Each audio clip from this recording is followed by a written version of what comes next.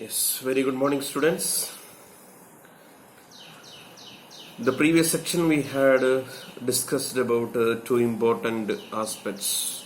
One is the measures adopted by the French revolutionaries to create the sense of nationalism.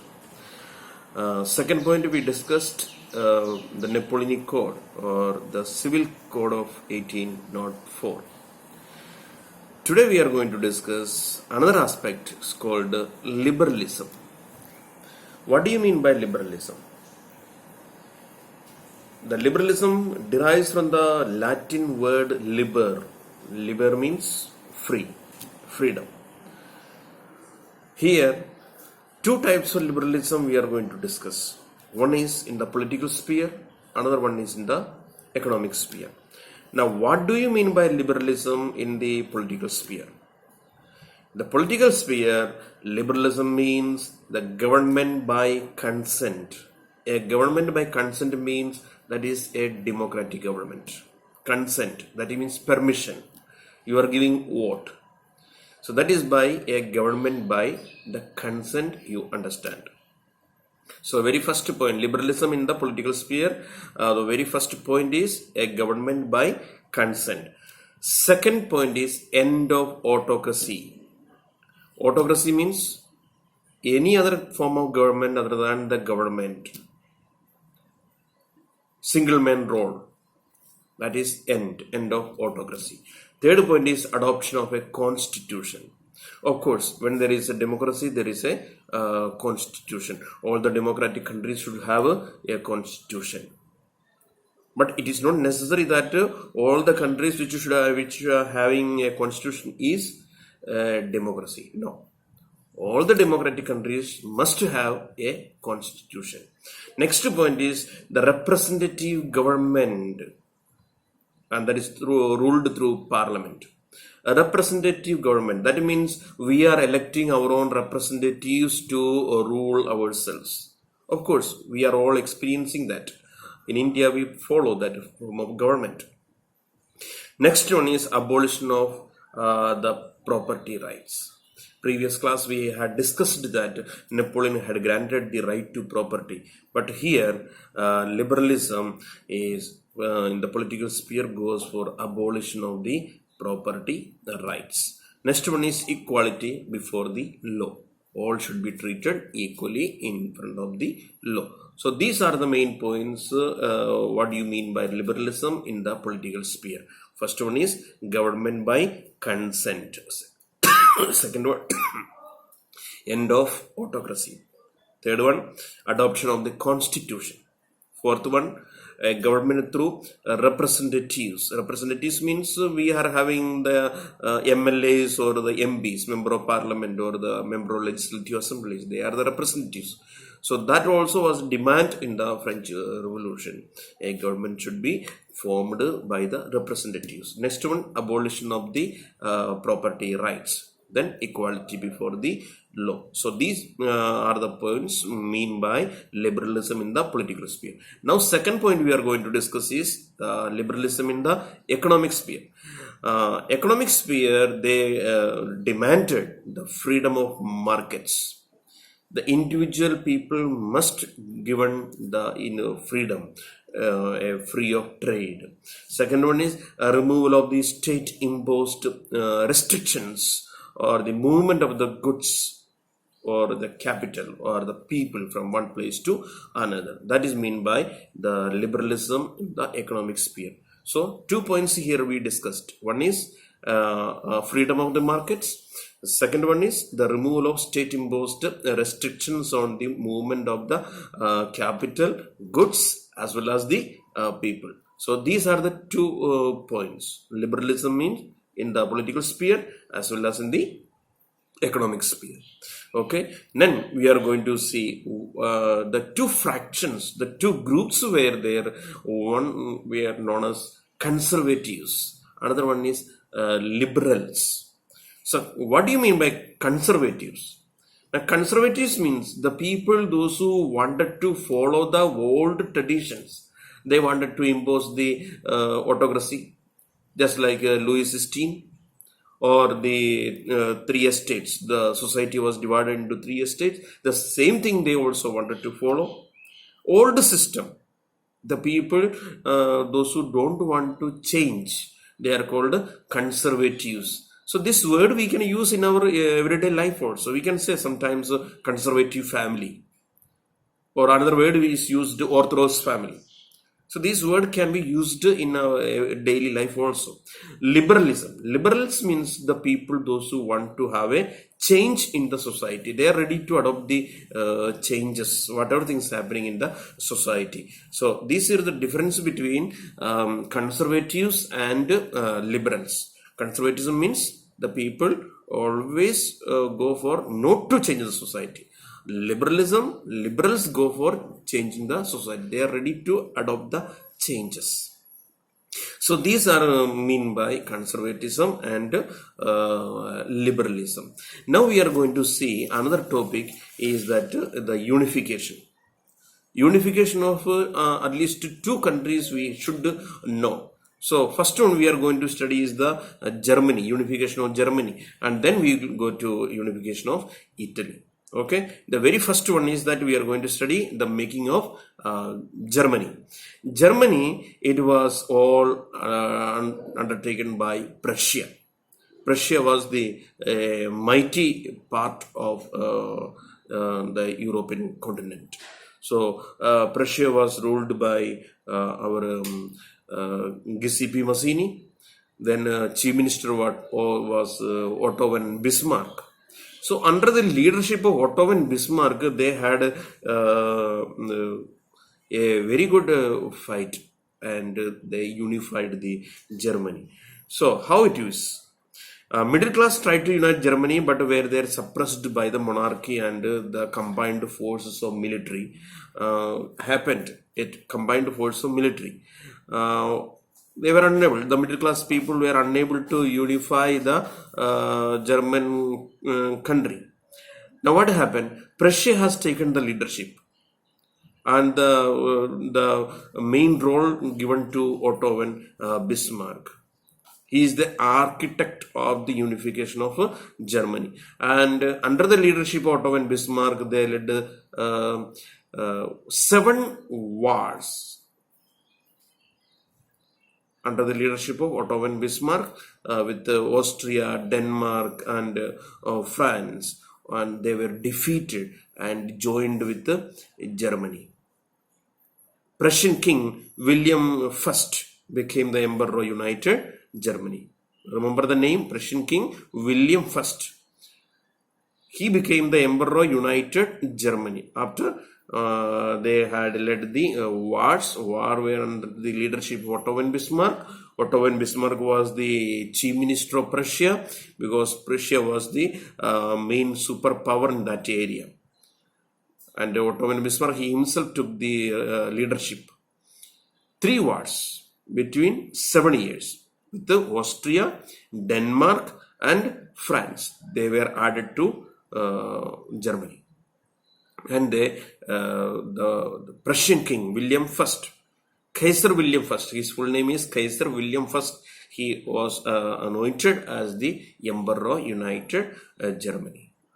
Then he followed the currency, banking, legal, and judicial system was legalized by Kaiser William I.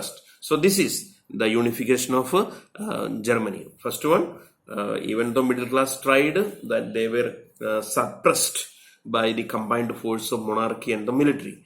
Then mighty power at that area was Prussia. Prussia, the leadership taken up by Otto von Bismarck. He was the chief minister of Prussia.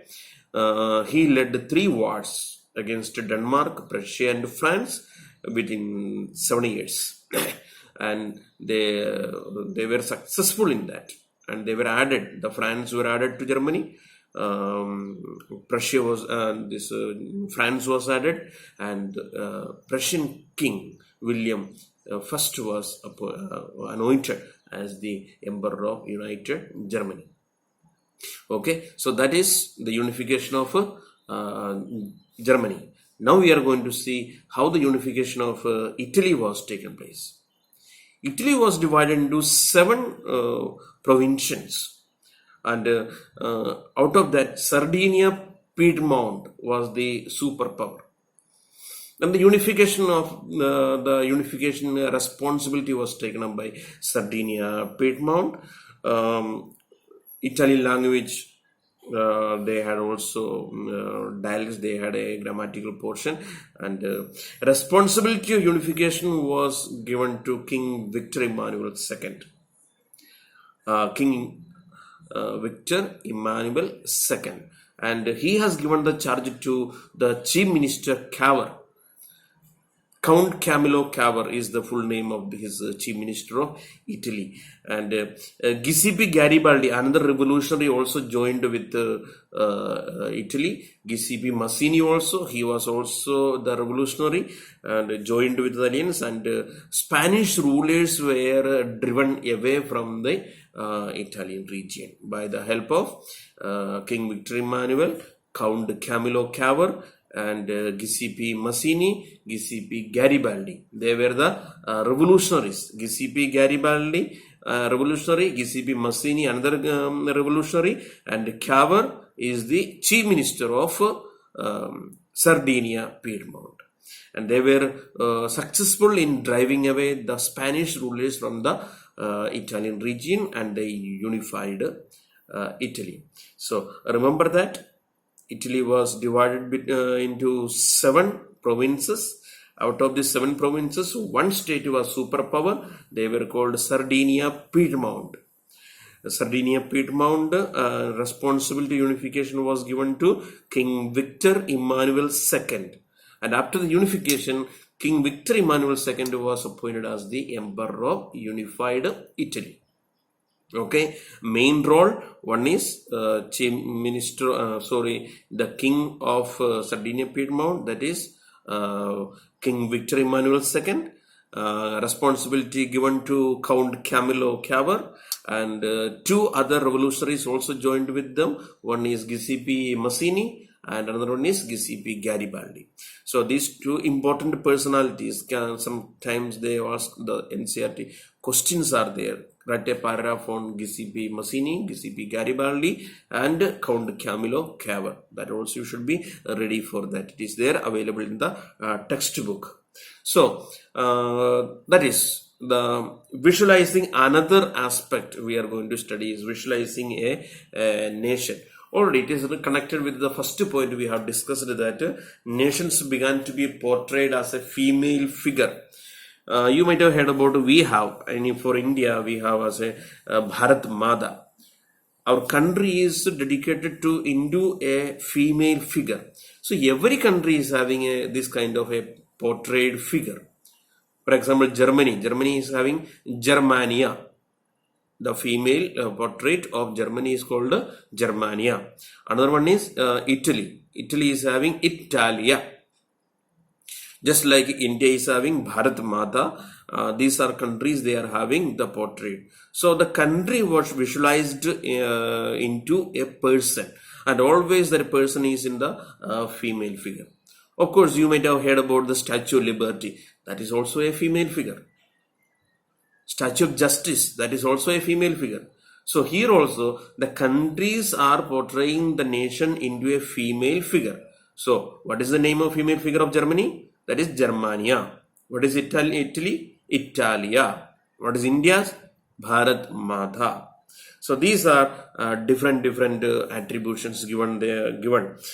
France also, they had Marian, a popular Christian name that is called Marian. So France personification is Marian. So these are the different personifications. Remember the names. Next one is the nationalism that we are going to see, the last part, that is nationalism and imperialism. The Balkan region. Balkan was a hotspot nowadays we use the word hotspot. Why it is called hotspot? Nationalist tensions were emerged the most in the Balkan region. Balkan was the present-day Romania, Bulgaria, Albania, Greece, Croatia, Slovenia, Herzegovina, Serbia, Montenegro. All these small provinces were together called Balkan region, and the people of the Balkan region were called Slavs. Slavs, Slavs, not slaves, it is Slavs. The people of the Balkan region were called Slavs. The Balkan region, inhabited by Slavs, was under the control of Ottoman Empire. Of course, we know that Ottoman Empire was a Muslim empire, and the disintegration had taken place. Ottoman Empire disintegration was taken place, and the nationalists declared their independence. Each one tried to gain their own independence. When Ottoman Empire was disintegrated, the small regions, they also wanted to have freedom. So they started to fight each other. All these regions, just like Romania, Croatia, Albania, Greece, Macedonia, Serbia, Montenegro, all these regions, they have started to fight each other. They also wanted to have freedom, as well as the superpowers. They also started to have a control over the Balkan region. European powers, they wanted to have this region. Intense conflict started. First main problem is that they were fighting each other to extend their boundary, as well as each one they wanted to have freedom. And countries like Russia, Germany, England, Austria, Hungary, they also wanted to have a control over the Balkan region. It later became one of the cause for the First World War. The fight between these countries, just like Germany, England, Austria, Hungary, all they wanted to have the control over the Balkan region. This was also a reason for the First World War. So, my dear children, this is the end of the first lesson that we have already discussed. Many points we have already discussed through these two sections. Remember that many question answers are there. Very first one is that we talked about the measures adopted by the French revolutionaries. Then I talked about the contribution of the Napoleon, what the measures adopted by Napoleon. Then we have to study about the conservatism and the liberalism. Then we talked about Balkan region. Then we talked about Napoleonic Code, then unification of Germany and Italy. These 2 points we have already studied. You have to prepare for that. You read the textbook many times, and so many objective type questions are there from this lesson. You have to be ready for that. Okay, thank you children. So next section we will come up with the geography lesson number 1. Thank you.